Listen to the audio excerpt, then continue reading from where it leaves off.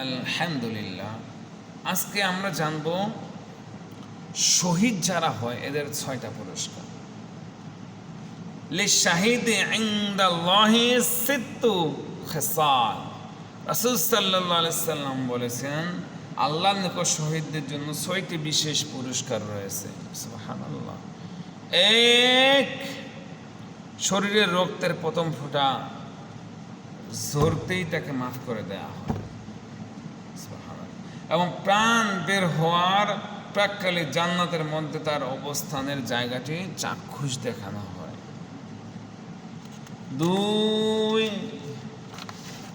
কবরের আযাব হতে তাকে নিরাপদে রাখা হয়।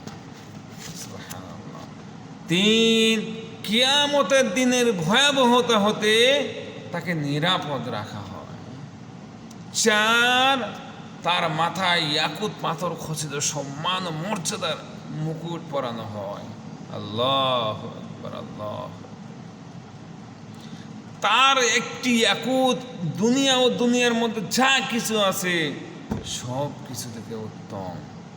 5, তার স্ত্রী হিসেবে বড় বড় চক্ষু বিশিষ্ট 72 জন হুর দেওয়া হয়। সুবহানাল্লাহ।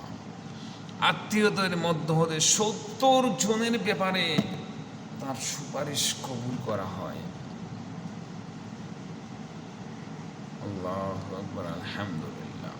তিরমিজি 1663, ইবনে মাজাহ 2799, মেশকাত 3834। রাসূল সাল্লাল্লাহু আলাইহি সাল্লাম বলছেন, আল্লাহর নিকট 2টি ফোঁটা ও 2টি চিহ্নের চাইতে এত প্রিয়তম কোনো জিনিস নেই। 2টি ফোঁটা, একটি হলো আল্লাহর আযাবের ভয়ে চক্ষু হতে নির্গত অশ্রুর ফোঁটা, আর দ্বিতীয়টি হলো আল্লাহর পথে প্রবাহিত রক্তের ফোঁটা।